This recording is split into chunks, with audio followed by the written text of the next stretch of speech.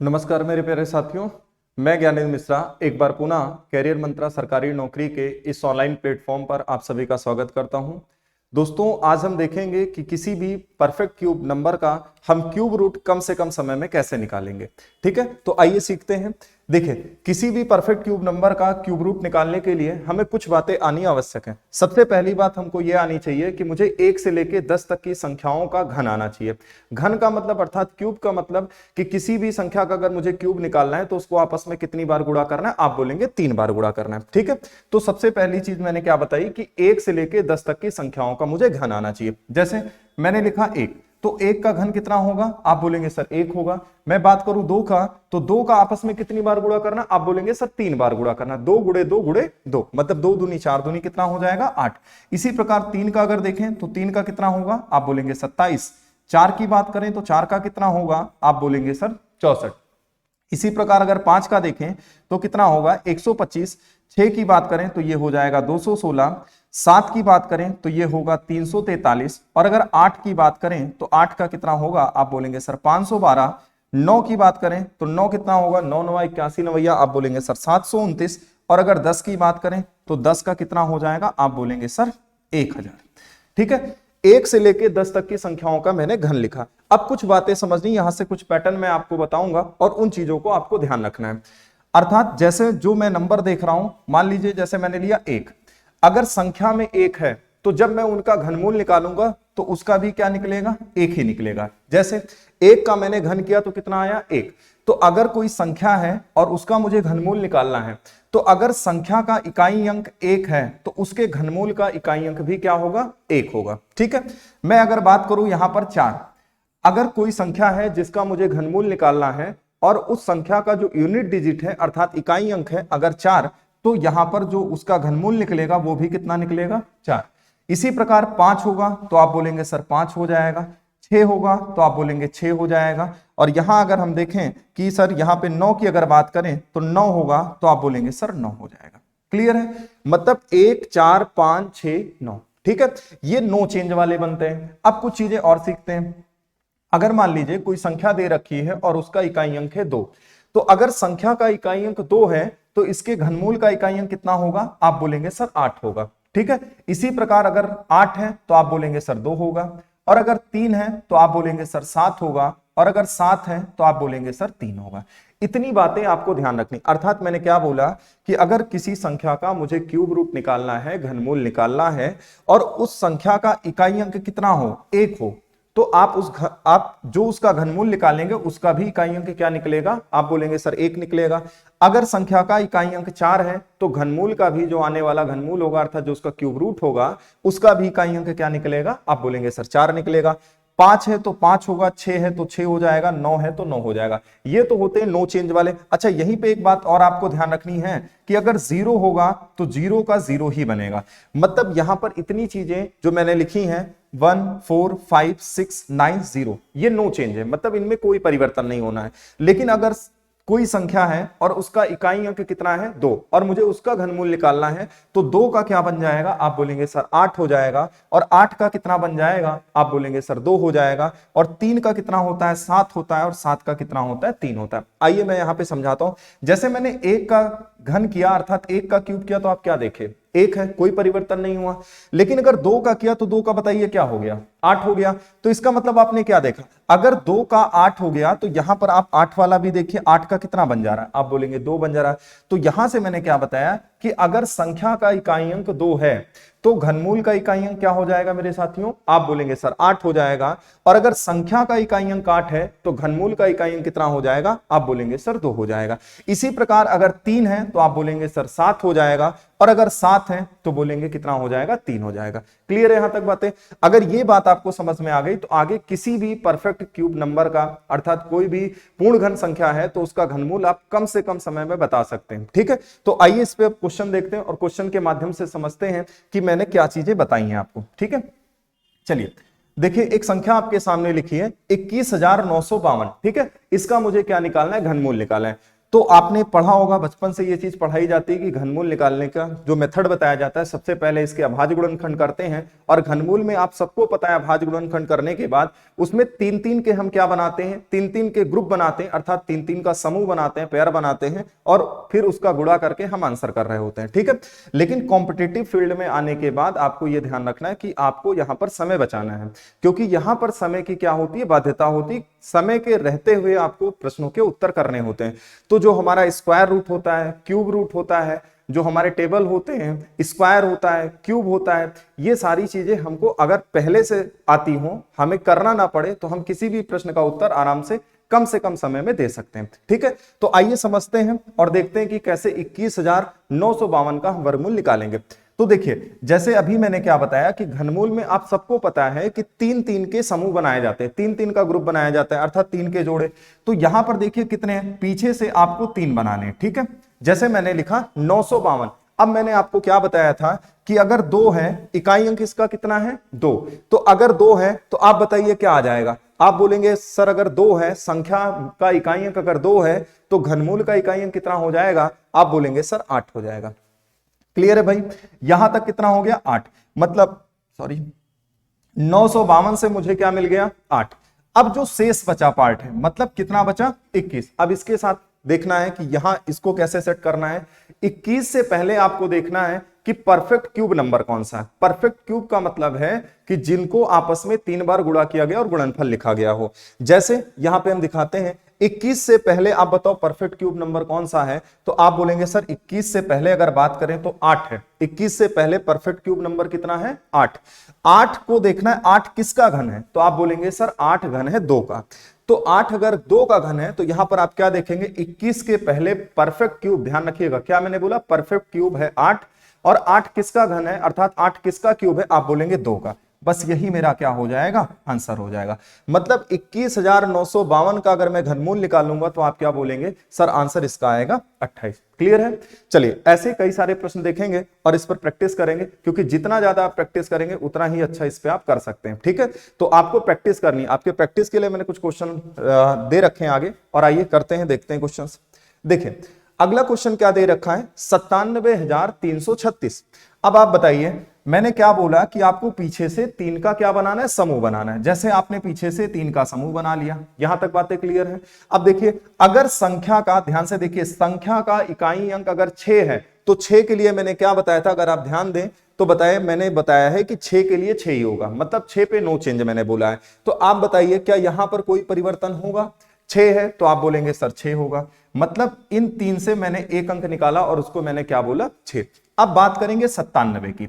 मैंने क्या बोला, जो रिमेनिंग पार्ट बचे, जो शेष भाग बचे, अब आप देखिए इससे पहले कौन सा परफेक्ट क्यूब नंबर होता है, तो ये आप कहां से देखेंगे, ये आप यहां से देखेंगे, क्योंकि मैंने पहले ही बोल रखा है कि 1 से लेके 10 तक की संख्याओं का घन आपको आना चाहिए। 97 के पहले बताइए कौन सा यहां पर परफेक्ट क्यूब नंबर है, तो आप बोलेंगे सर 97 के पहले है 64। अब बताइए 64 आपको अगर समझ में आ गया तो आप बताइए 64 किसका घन है, आप बोलेंगे सर 64 तो 4 का घन है। इसका मतलब मुझे यहां पर क्या लिखना है, आप सब बोलेंगे कि सर यहां पर आपको लिखना है 4। ठीक है, इसका मतलब कि 97,336 का जो घनमूल निकलेगा, अर्थात क्यूब रूट निकलेगा, वो कितना निकलेगा, आप बोलेंगे सर 46 निकलेगा। क्लियर है भाई यहां तक, चलिए आगे बढ़ते हैं और क्वेश्चन देखते हैं। देखिए अगला क्वेश्चन मैंने दे रखा है 42,875। अब आप दिमाग में बैठाइए, भाई मैंने क्या बोला कि कब चेंज होगा कब चेंज नहीं होगा, आप बताइए 5 के लिए क्या है, आप बोलेंगे सर नो चेंज है। इसका मतलब है सबसे पहला काम है पीछे से 3 का मुझे क्या बनाना है, ग्रुप बनाना है। अब अगर सर 5 है तो कोई परिवर्तन नहीं करना, यहां पर सर मुझको कितना लिख देना है, आप सब बोलोगे सर 5 लिख देना है। अब बात किसकी करनी है, 42 की। आप बताइए इसके साथ जो रिमेनिंग पार्ट बचता है, आपको ध्यान रखना है यहां पे 3 का जोड़ा बनाने के बाद जो आपने नंबर लिख दिया, उसके बाद जो शेष भाग बचता है उससे पहले देखना होता है कि कौन सी पूर्ण घन संख्या है, अर्थात परफेक्ट क्यूब नंबर कौन सा है। 42 से पहले कौन आएगा, तो एक बार यहां आपको टेबल दिखाते हैं और आप बताइए 42 से पहले कौन सा है, तो 42 से पहले आप बोलेंगे सर 27 है। अब आप बताइए ये जो 27 है, 27 किसका घन है, तो आप बोलेंगे 27 सर 3 का घन है। तो आप बताइए यहां पर मुझे क्या लिखना है, आप बोलेंगे सर यहां पर आपको लिखना है 3। क्लियर है भाई, मतलब आप बोलोगे 42,875 का जो घनमूल निकलेगा अर्थात क्यूब रूट निकलेगा वो कितना निकलेगा, आप सब बोलेंगे कि सर 35 निकलेगा। क्लियर है? चलिए आगे बढ़ते हैं और क्वेश्चंस देखते हैं इस पर। देखिए आगे बड़े बड़े क्वेश्चन लेंगे, बड़े बड़े नंबर लेंगे और उस पर देखेंगे। जैसे मैंने एक क्वेश्चन और लिया 50,653। आप बताइए, अभी मैंने क्या बोला कि पीछे से सबसे पहले काम क्या करना है कि 3 का मुझे ग्रुप बना लेना है, 3 के समूह बनाने, 3 अंकों का मैंने समूह बनाया अर्थात 3 अंकों का यहां पर ग्रुप मैंने तैयार कर लिया। अब आप देखिए इसका इकाई अंक कितना है, आप बोलेंगे सर 3 है। तो मैंने अभी सिखाया कि 2 हो तो 8 हो जाएगा और 8 हो तो 2 हो जाएगा और 3 है तो 7 हो जाएगा और 7 है तो कितना हो जाएगा, 3 हो जाएगा। आप बताइए यहां पर कितना है इकाई अंक, 3। तो इसका जो घनमूल आने वाला होगा उसका इकाई अंक कितना होगा, आप बोलेंगे सर 7 होगा। क्लियर है भाई यहां तक? अब देखो अगर ये बात आपने कर ली कि सर 3 अंकों से मैंने 1 अंक बाहर निकाला और 1 अंक वो कौन सा होगा, आप बोलेंगे 7 होगा। अब देखिए जो रिमेनिंग पार्ट बचा है, जो शेष भाग बचा है, इससे पहले कौन सा परफेक्ट क्यूब नंबर है, ध्यान रखना परफेक्ट क्यूब, ये चीज दिमाग में बैठाइए। 50 से पहले कौन सा है, तो आइए टेबल आपको फिर दिखाते हैं। 50 से पहले बताइए कौन सा, आप बोलेंगे सर 27 ही है। ठीक है, क्योंकि जो 64 है 64 50 से ज्यादा है, इसका मतलब 27 है। और 27 किसका घन है, आप बोलेंगे सर 3 का घन है। तो मेरे भाई अगर 27 3 का घन है तो बोलिए उत्तर हमको क्या करना है यहां पर, आप बोलेंगे सर 3 करना है। ठीक है, आंसर क्या हो जाएगा, आप बोलेंगे सर 37 हो जाएगा। क्लियर है यहां तक बातें? चलिए एक आध क्वेश्चन और देखते हैं भाई। देखिए अगला जो क्वेश्चन है 3,28,509। देखिए एक बड़ी संख्या है। आप बताइए अगर आपको ये तरीके नहीं आएंगे तो एग्जाम में अगर मान लीजिए ऐसे क्वेश्चन आ गए और मान लीजिए मुझे निकालना पड़ गया घनमूल, तो काफी टाइम मेरा चला जाएगा, एक टाइम टेकिंग प्रोसेस है। ठीक है, लेकिन अगर ये पैटर्न आप दिमाग में बैठा लेंगे तो बहुत कम समय में हमने प्रश्नों का उत्तर कर सकते हैं। ठीक है, चलिए आइए फिर वही काम करना है कि पीछे से 3 का मुझे क्या बनाना है, आप बोलेंगे सर ग्रुप बनाना है। मैंने बोला 0 हो तो नो चेंज, भाई 0 हो तो 0 बोलना, 1 है तो 1 बोलना। आप बोलेंगे सर यहां पर अगर 5 है तो 5 बोलना, 4 है तो 4 बोलना, 6 है तो 6 बोलना, 9 है तो 9 बोलना। मतलब इतनी चीजों के लिए आपको बोल रहा है नो चेंज। तो बताइए यहां पर क्या है 9। तो मैंने समझा रखा है कि अगर संख्या, जिस संख्या का मुझे घनमूल निकाला है, अगर उस संख्या का इकाई अंक 9 है तो जब इसका घनमूल निकालेंगे तो घनमूल का भी इकाई अंक क्या आएगा, 9 आएगा, क्योंकि 9 के लिए मैंने क्या समझाया है, नो चेंज। ठीक है, इसका हो गया 9। अब बचा शेष भाग। शेष भाग क्या है 328। अब आपको देखना है 328 से पहले परफेक्ट क्यूब नंबर कौन सा है। ठीक है, परफेक्ट क्यूब अगर देखें तो 328 से पहले आपको क्या नजर आएगा, आप बोलेंगे सर 343 है, तो ये तो ज्यादा है 328 से, मतलब कौन सा होगा 216। और 216 किसका घन है, आप बोलेंगे सर 6 का घन है। अगर ये 6 का घन है तो आप बताइए यहां पर हमको क्या लिखना है, आप बोलेंगे सर यहां पर 6 लिखना है। क्लियर है? तो ये इसका घनमूल क्या निकलेगा, अर्थात इसका जो क्यूब रूट निकलेगा वो निकलेगा 69। क्लियर है भाई? चलो एक अगला क्वेश्चन देखिए। अगला क्वेश्चन क्या कह रहा है 3,89,017। ठीक है, मैंने अभी क्या बताया कि सबसे पहले पीछे से 3 का मुझे क्या करना है, ग्रुप बनाना है। अब आप बताइए 7 है, अगर संख्या का इकाई अंक 7 है तो घनमूल का इकाई अंक क्या होगा। तो अभी मैंने आपको समझाया कि अगर 3 है तो आप आंसर क्या करेंगे 7, और अगर संख्या का 7 है तो घनमूल का इकाई अंक क्या होगा 3, और अगर 2 है तो आप बोलेंगे सर 8 होगा, और अगर 8 है तो आप बोलेंगे सर 2 होगा। अब आप बताइए अगर संख्या का इकाई अंक 7 है तो घनमूल का इकाई अंक क्या होगा। तो मैंने बोला कि भाई 7 है तो आप क्या बोल दीजिएगा 3, तो 7 से मैंने क्या निकाल लिया यहां पर 3। क्लियर है भाई? अब देखिए रिमेनिंग पार्ट क्या बचा, अर्थात शेष भाग क्या है, आप बोलेंगे सर 389। तो यहां पर आपको क्या करना है, आपको यह देखना है कि 389 से पहले कौन सा नंबर है जो एक परफेक्ट क्यूब है। तो यहां पर आपको मैं टेबल दिखाऊंगा। देखिए इस टेबल में अगर देखें तो 389 से पहले कौन सा नंबर आपको दिख रहा है जो एक परफेक्ट क्यूब है। तो आप बोलेंगे सर 343, और यहां पर है 512, तो 512 इससे ज्यादा हो जा रहा है, मतलब 343 ही है। और 343 किसका घन है, तो आप बोलेंगे सर 343 7 का घन है। किसका घन है, तो आप बोलेंगे सर 7 का घन है। तो अगर 7 का घन है तो यहां पर मुझे क्या लिखना है 7, मतलब 3,89,017 का जो घनमूल निकलेगा वो कितना निकलेगा, आप सब बोलेंगे सर 73 निकलेगा। क्लियर है भाई? चलो आगे बढ़ते हैं और अगला क्वेश्चन देखते हैं। देखिए अगला नंबर क्या लिखा है 4,93,039। ठीक है, तो देखो सबसे पहला काम यही करना है कि पीछे से 3 के ग्रुप बनाने। अब आप देखिए मैंने अभी क्या समझाया कि अगर संख्या का इकाई अंक 0 है तो घनमूल का इकाई अंक भी क्या हो जाएगा 0, और अगर संख्या का इकाई अंक 1 है तो आप बोलेंगे सर 1 हो जाएगा, 4 है तो आप बोलेंगे सर 4 हो जाएगा, 5 है तो आप बोलेंगे सर 5 हो जाएगा, 6 है तो आप बोलेंगे सर 6 हो जाएगा, और अगर 9 है तो आप बोलेंगे सर 9 हो जाएगा। मतलब ये वह अंक हैं जो क्या होंगे, जो चेंज नहीं होंगे, मतलब ये नो चेंज वाले हैं। तो आप बताइए अगर संख्या का इकाई अंक कितना है 9, तो बताइए घनमूल का इकाई अंक कितना होगा, आप बोलेंगे सर 9, क्योंकि 9 के लिए मैंने आपको क्या बता रखा है, आप बोलेंगे सर 9 बता रखा है। ठीक है, अब करना क्या है, अब आपको देखना रिमेनिंग पार्ट। रिमेनिंग पार्ट कितना है, आप बोलेंगे सर 493। तो आपको देखना है कि 493 के पहले कौन सा एक ऐसा नंबर है जो कि परफेक्ट क्यूब है। अब आप बताइए अगर मैं 7 की बात करूं तो 7 का क्यूब कितना होता है, आप बोलेंगे सर 343, और अगर 8 की बात करूं तो 8 का क्यूब कितना होता है, आप बोलेंगे सर 512। अगर मैं 512 की बात करूं तो ये 493 से क्या है, ज्यादा है। मुझसे क्या पूछा गया कि 493 से पहले परफेक्ट क्यूब कौन है, तो पहले परफेक्ट क्यूब कौन आएगा, 343।